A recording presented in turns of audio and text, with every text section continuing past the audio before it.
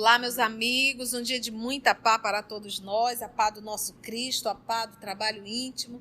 É sempre um motivo de muita alegria estarmos reunidos em nome do nosso Senhor Jesus para fazermos o estudo da obra há 2000 anos. Hoje é exatamente 27 de setembro de 2021. Vamos envolver a nossa irmã Lígia, que irá fazer a nossa prece de gratidão. Querido amigo Jesus, é com o coração pleno de alegria que estamos aqui agradecendo por poder estar absorvendo tanto conhecimento, participando desse banquete de luz. Agradecemos a presença da espiritualidade amiga que conduz o nosso trabalho. Fortalece, Senhor, a nossa vontade de aprender e viver o seu Evangelho e os exemplos que vemos aqui nessas obras. Sê conosco, Senhor, hoje e sempre. Que assim seja. Vamos lá então. Lembranças amargas. Vamos fazer uma rápida recapitulação com a nossa irmã Aramita. No nosso último estudo, vimos a conversa de Públio Lentulus e André de Gioras. Estava no ano 70 depois de Cristo, quando houve a queda de Jerusalém. Tito, juntamente com os romanos, tomaram Jerusalém, destruíram o templo. Foi o desfile dos vencidos e dos vencedores. E o Públio, o César, autorizou que o filho o assistisse em tudo que ele queria. Ele solicitou para falar com André de Gioras. E ele teve uma conversa que foi emocionante, né, entre ele e o André de Gioras. O André revelou a ele que Ítalo era, na verdade, Marcos, o filho dele, que ele roubou em cumplicidade com Semele, que ele matou a Semele. E no final ele pediu perdão do senador, né? O senador parou aqueles 5 segundos, mas ele lembrou da esposa, lembrou de tudo, e ele deu perdão a André de Gioras, e André de Gioras dali já foi morto, executado e jogado no rio Tibre.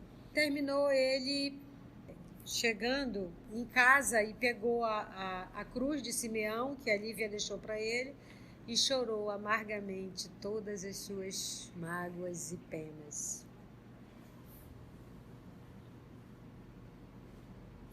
Então vamos lá, Lembranças amargas, capítulo 9, que Jesus nos conduz. Logo após os penosos acontecimentos de 70 e de conformidade com os desejos de Flávia, o senador passou a residir na sua vivenda confortável de Pompeia, longe dos bulícios da capital. Ali poderia entregar-se melhor às suas meditações. Então saiu de Roma e foi agora para Pompeia. Para lá transportar então o velho político, todo o seu volumoso arquivo, bem como as lembranças mais carinhosas e mais importantes da sua vida. 2 libertos gregos extremamente cultos foram contratados para os trabalhos de escrita e leitura. E assim é que, no seu retiro, se mantinha ao corrente de todas as novidades políticas e literárias de Roma. Contratou 2 escravos libertos gregos intelectuais para que pudessem fazer a leitura para ele, né? Coisa linda. Não existia ainda o braille, né? Nesses tempos recuados, quando o homem se encontrava ainda longe dos benefícios preciosos da invenção de Gutenberg, nota número 34. Inventor e gráfico alemão, foi o primeiro no mundo a usar a impressão por tipos móveis por volta de 1439. E o inventor global da prensa móvel. Sua invenção permitiu a produção em massa de livros impressos, que era economicamente rentável para gráficas e leitores. a tecnologia de impressão de Gutenberg espalhou-se rapidamente por toda a Europa e mais tarde pelo mundo. Então, nessa época, nós não tínhamos aí livros. Nesses tempos recuados, quando o homem se encontrava ainda longe dos benefícios preciosos da invenção de Gutenberg, os manuscritos romanos eram raros e sumamente disputados pelas elites intelectuais da época. Uma casa editora dispunha, quase sempre, de uma centena de escravos calígrafos, inteligentes, que confeccionavam mais ou menos 1000 livros por ano.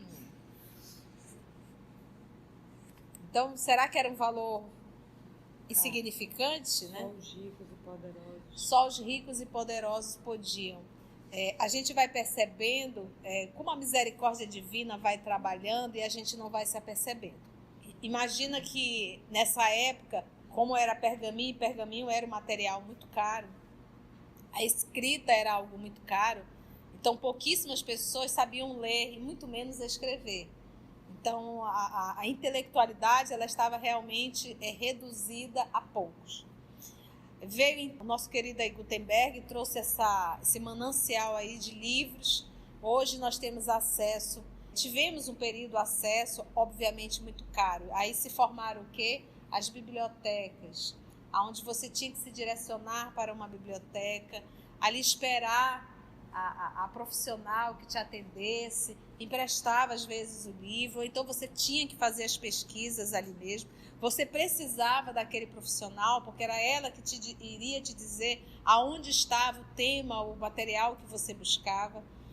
E a gente percebe hoje, com a tecnologia, com a internet, com até o sistema Google, o YouTube, a gente percebe que hoje todo mundo tem, quase todo mundo, muita gente tem um telefone que consegue conectar à internet. E hoje você pode ser um autodidata.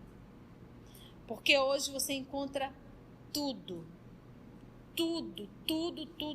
na internet. A gente percebe que cada vez mais esse desenvolvimento intelectual está mais acessível. Muito mais acessível, não é verdade? Então vamos lá. Públio, porém, possuía em Roma sinceras e numerosas amizades ao seu serviço, recebendo em Pompeia todos os ecos dos acontecimentos da cidade que lhe absorveram as melhores energias da vida. Ou seja, Públio saiu de Roma, mas Roma não saiu de Públio. Isso acontece muito, né? Quando você está envolvido com uma profissão, você sai daquela profissão, mas a profissão não sai de você. E você acaba carregando aquilo na tua personalidade. Amiudadamente, recebia também notícias de Plínio Severus, por intermédio de amigos desvelados, confortando-se com as informações sobre sua conduta, agora digna, porquanto, pelos méritos conquistados nas Gálias, fora transferido, depois de 73, para Roma, onde, pela correção do proceder, embora tardiamente, conquistara a posição respeitável e brilhante, prosseguindo nas tradições da probidade paterna, nos cargos administrativos do Império. Ele saiu de Roma e foi para Massília com a Aurélia, que era sua amante, e passou lá 5 anos com ela. E ele terminou quando ele pegou a Aurélia na cama com outro homem, o Sérgio, que era um cantor. E aí ele teve vontade de matar o Sérgio, mas ele disse que não ia fazer isso, nem com ele, com ela, e a deixou e ia procurar uma vida digna. E tempos depois, o Sérgio pegou a Aurélia com o outro e ele matou a Aurélia, o Sérgio. E aí ele não voltou, apesar das cartas do Públio dizendo para ele voltar, ele não voltou porque ele estava envergonhado, endividado e pobre. Aí ele foi trabalhar. Porque lembra que todas as suspeitas estavam como se ele tivesse matado o irmão Agripa, não é verdade? Então ele, por vergonha, realmente estava pobre, sem dinheiro. Aí ele disse, não, vou primeiro me reconstruir, né? Olha aí, deu certo, graças a Deus. Plínio, todavia, não mais voltara a procurar a esposa, nem aquele que o destino o compelia a considerar como um pai dedicado e carinhoso, embora não ignorasse o supremo infortúnio dos seus familiares. No íntimo, o antigo oficial romano não desdenhava a ideia de regressar ao seio dos entes queridos. Contudo, desejava fazê-lo em condições de dissipar todas as dúvidas quanto ao considerável esforço próprio de sua regeneração.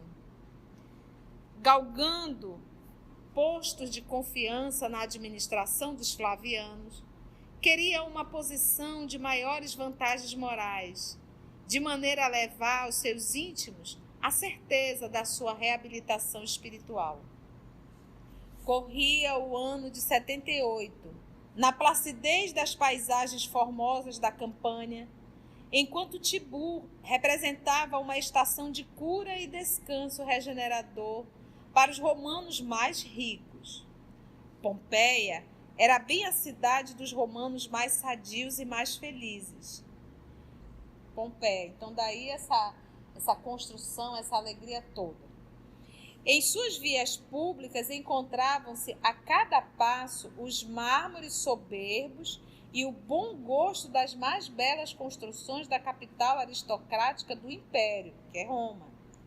Em seus templos suntuosos aglomeravam-se assembleias brilhantes de patrícios educados e cultos que se instalavam na linda cidade, povoada de cantores e poetas, ao pé do Vesúvio, e iluminada por um céu de maravilha, cheio de ridente sol ou bordado de estrelas cintilantes. Públio Lentulus, agora, sobremaneira apreciava a palavra simples e convincente de Ana, que envelhecera ao lado de Flávia, qual bela figura de marfim antigo. Era de lhe ver o interesse comovido e a sua alegria íntima ao ouvi-la sobre a excelência dos princípios cristãos, quando se entretinham em recordações da Judéia distante.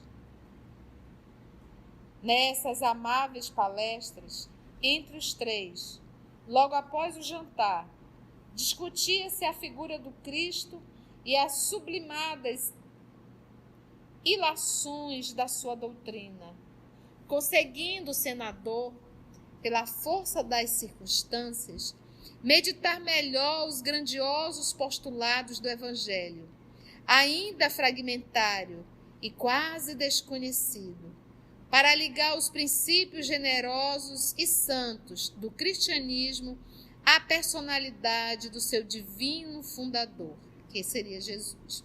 Às vezes a gente pergunta assim, Públio teve todas as oportunidades para ser morto. E por que ele não foi? Às vezes a gente tem que perguntar, por que eu permaneço e todo mundo foi? Às vezes você está já idoso e aí você diz, todo mundo foi e eu permaneço. É porque a gente ainda tem coisas a aprender. E é interessante, é como se fosse assim. A gente sabe que o processo da reencarnação é algo é um investimento muito alto. É uma programação muito grande. Reencarnar é uma programação muito grande. E ainda assim a gente permanece, é porque nós temos lições a aprender. E normalmente quando se fala em lições, nós estamos falando em adquirir novos hábitos, em mudar esse homem velho, esse jeitão. E isso às vezes é porque o Papai do Céu olha, vê que a gente tem algo bom, tem oportunidade, tem como mudar. Basta só a gente ver, porque nesse processo, todas as doenças que nós temos, ela está sinalizando aonde nós temos que mudar. Toda doença, ela está sinalizando aonde eu tenho que mudar. Aonde eu tenho que mudar. Então, a doença, ela é uma forma, você vê aqui, foi necessário um homem extremamente vaidoso e orgulhoso parar de enxergar. Porque aí ele abriu mão do poder. que ele não pode mais administrar o poder. Então, o Papai do Céu está chamando o senador Públio para uma nova lição. Porque enquanto a gente está no poder, a gente esquece de trabalhar o mundo íntimo. E o que o papai fez? Tirou o poder da mão dele e disse assim, agora você tem que trabalhar o seu mundo íntimo. E é aqui, nesse aquietar-se. Porque o poder, o cotidiano, ele nos deixa muito agitado. E a gente não para se observar, se perceber e verificar verdadeiramente aonde eu devo mudar. E lembra o livro dos Espíritos, que a dor é o último recurso que Deus utiliza para trazer seu filho de volta. Então, às vezes, a gente passa por um processo patológico, por uma enfermidade, a gente sai daquela patologia e durante alguns meses a gente consegue deixar o pé no chão, daqui a pouco a gente chuta de novo o balde. E volta aquele homem velho de novo, né? E volta a fazer os mesmos erros, e volta a ter o mesmo comportamento inadequado. Então a gente percebe que a lição não foi fixada. Nós temos que mudar, Às vezes a gente pega esse nosso jeitão de ser, vamos pegar o apóstolo Paulo e o próprio senador. Ele conseguiu, numa encarnação, modificar totalmente o seu jeitão de ser. Então a gente vive apressado, a gente quer tudo para ontem, a gente cobra demais para ontem, né? A gente quer tudo para ontem, a gente cobra demais. E depois o nosso corpo acelerado diz, eu não estou mais aguentando. Então quando a gente tem uma vida muito acelerada, o nosso corpo acelera também. E chega uma hora que ele para. Só que esse nosso movimento acelerado, rápido, mostra a nossa condição íntima. A gente vai adoecer. Você consegue lavar tudo sem isso. Eu estava lavando o meu carro ontem, né? E de repente, quando eu te ver, eu disse, por que tanta pressa nas mãos? Assim mesmo. Lave o carro sem essa pressa toda. Aí eu digo, é verdade. E eu comecei a fazer um movimento de limpar o carro sem aquele acelerar todo. Se tornou uma terapia, não me cansei, não doeu minhas costas e eu fiquei com a minha mente equilibrada.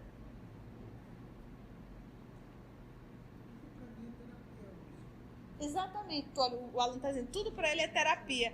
Então a gente não entende que viver o evangelho, aí a gente diz assim, o que Jesus faria se estivesse no meu lugar? Você imagina Jesus lavando o carro agoniado? Ai, machuquei minha mão aqui, bati. Claro, você machucou com a agilidade que você estava fazendo.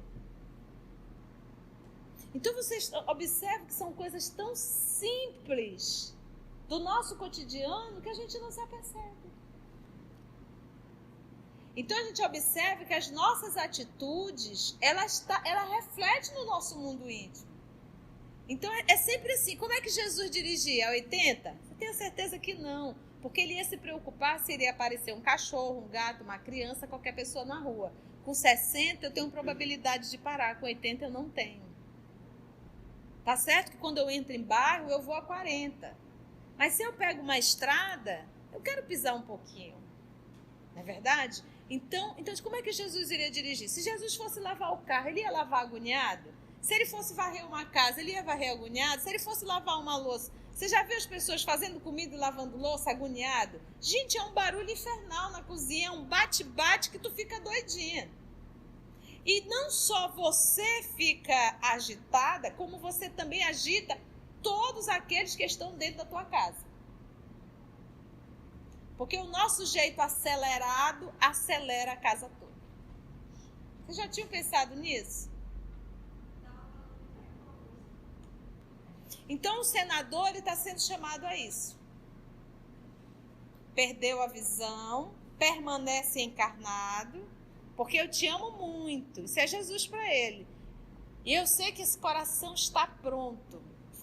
Eu vou só arrumar um ambiente. Lembra do nosso Lar Veneranda, que organiza todo o ambiente para as pessoas estudarem? Jesus está fazendo isso na vida do senador e vai também fazer na nossa.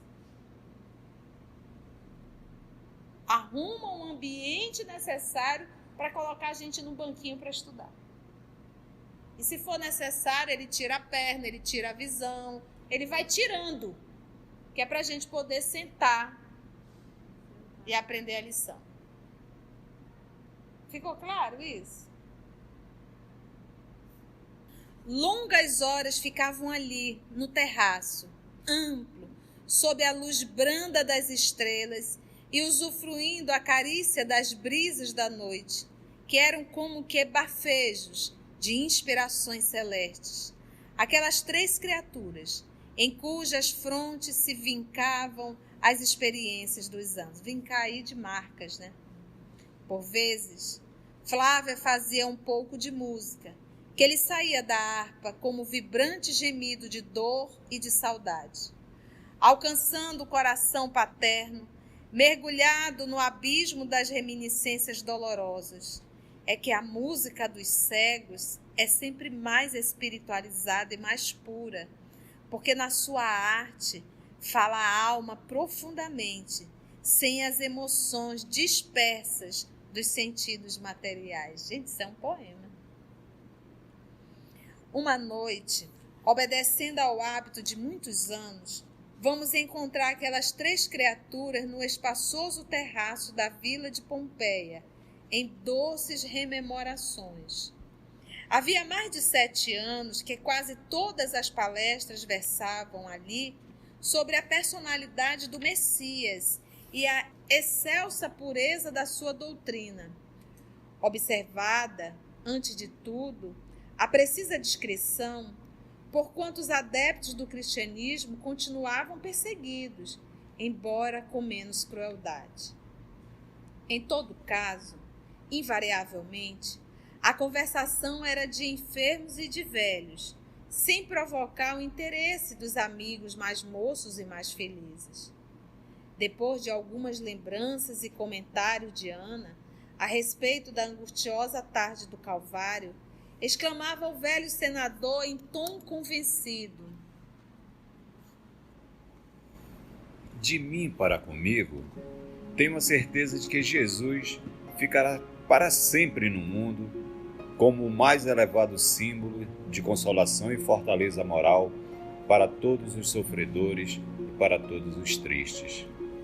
Desde os primeiros dias de minha cegueira material, procuro intimamente compreender-lhe a grandeza e não consigo apreender toda a extensão da sua excelsitude e dos seus ensinos. Lembro-me, como se fosse ontem, do crepúsculo formoso em que eu vi pela primeira vez ao longo das margens do Tiberíades. Murmurou Ana. Eu também. Não consigo olvidar aquelas tardes deliciosas e claras em que todos os servos e sofredores de Cafarnaum nos reuníamos à margem do grande lago, esperando o suave enlevo das suas palavras. E, como se estivesse contemplando o desfile de suas recordações mais queridas, com os olhos da imaginação, a velha serva continuava: o mestre apreciava a companhia de Simão e dos filhos de Zebedeu, e quase sempre era em uma de suas barcas que ele vinha solícito atender às nossas rogativas. Esse filho aí de Zebedeu é João e Tiago. Jesus sempre estava em companhia de Pedro, João e Tiago. E ele, interessante, assim, quase sempre era em uma de suas barcas que ele vinha, ou na de Pedro ou na de João com o Tiago. Dizia Públio Lentulus, impressionado: o que mais me assombrava é que Jesus não era, que se soubesse, um doutor da lei ou sacerdote formado pelas escolas humanas. Sua palavra, entretanto, estava como que ungida de uma graça divina. O olhar sereno e indefinível penetrava o fundo da alma e o sorriso generoso tinha a complacência de quem, possuindo toda a verdade, sabia compreender e perdoar os erros humanos. Seus ensinos diariamente meditados por mim nestes últimos anos, são revolucionários e novos, pois arrasam todos os preconceitos de raça e de família, unindo as almas num grande amplexo espiritual de fraternidade e tolerância. A filosofia humana jamais nos disse que os aflitos e pacíficos são bem-aventurados no céu. Entretanto, com as suas lições renovadoras, modificamos o conceito de virtude, que, para o Deus soberano e misericordioso das alturas, não estava no homem mais rico e poderoso do mundo, mas no mais justo e mais puro, embora humilde e pobre. Sua palavra compassiva e carinhosa espalhou ensinamentos que somente hoje posso compreender, na sombra espessa e triste dos meus sofrimentos.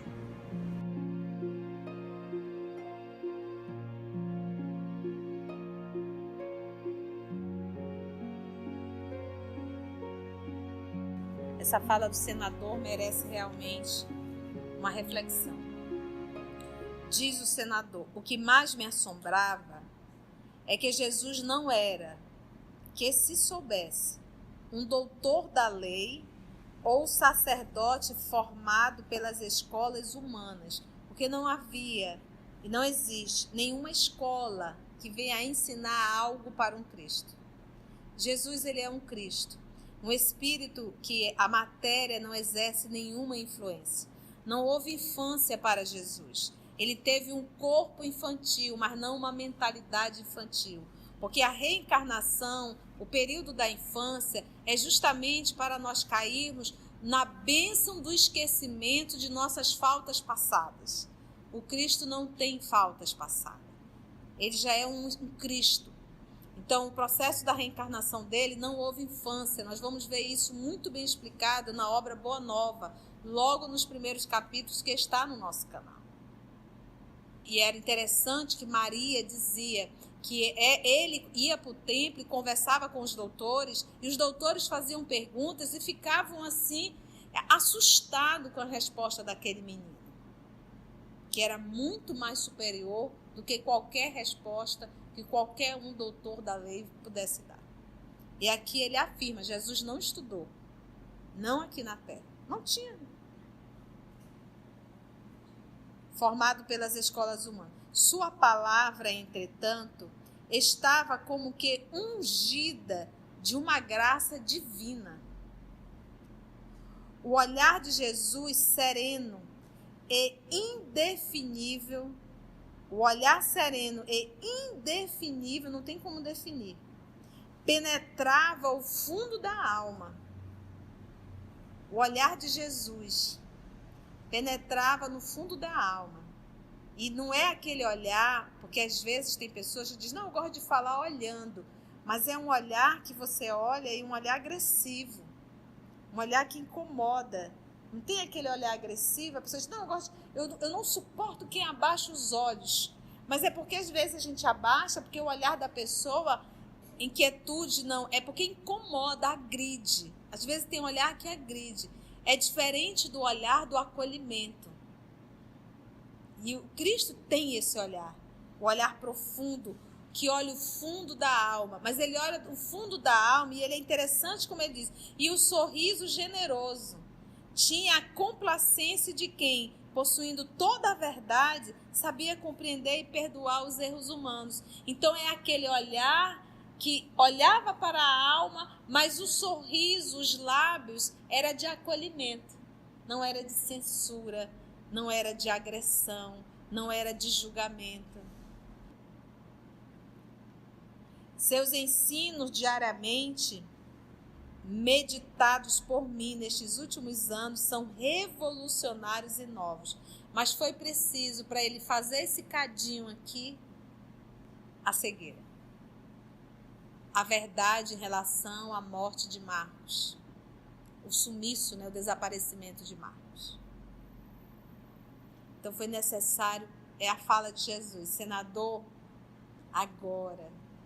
Então, se ele tivesse escolhido lá atrás, ter seguido Cristo, Jesus poderia até ser morto, mas não ele anuindo.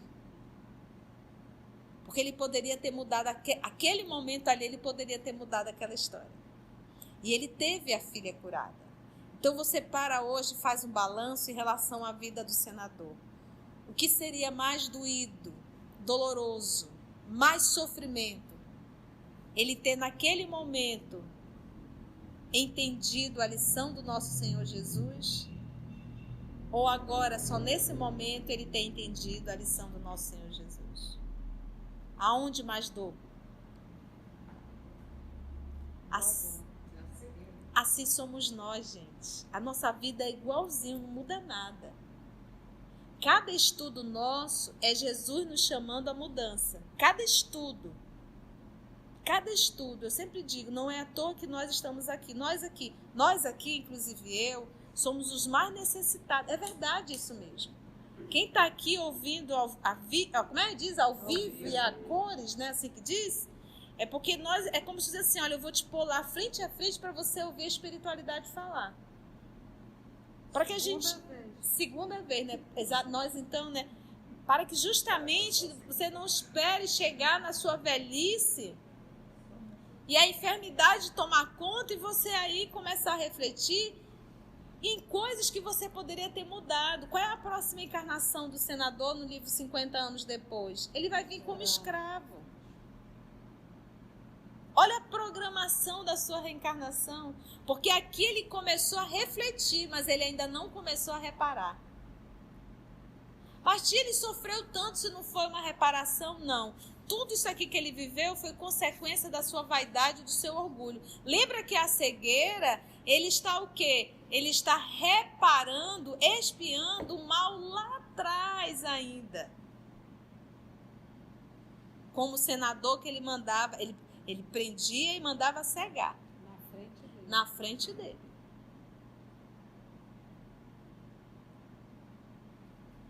Cenas do próximo capítulo.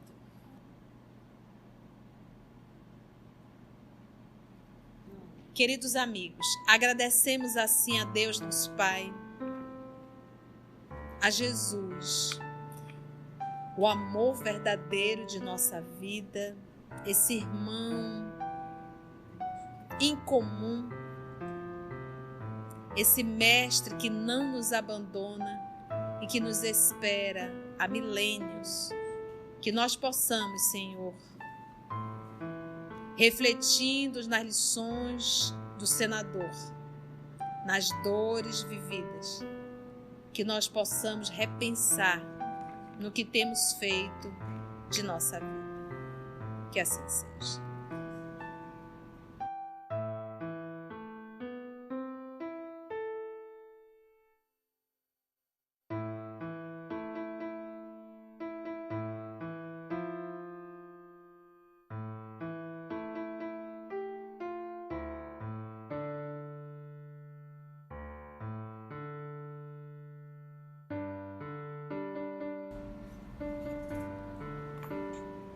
Sua palavra, entretanto, estava como que ungida de uma graça divina. O olhar sereno e indefinível penetrava o fundo da alma e o sorriso generoso tinha a complacência de quem, possuindo toda a verdade, sabia compreender e perdoar os erros humanos. Seus ensinos são revolucionários e novos, pois arrasam todos os preconceitos de raça e de família, unindo as almas num grande amplexo espiritual de fraternidade e tolerância. Sua palavra compassiva e carinhosa espalhou ensinamentos que somente hoje posso compreender na sombra espessa e triste dos meus sofrimentos.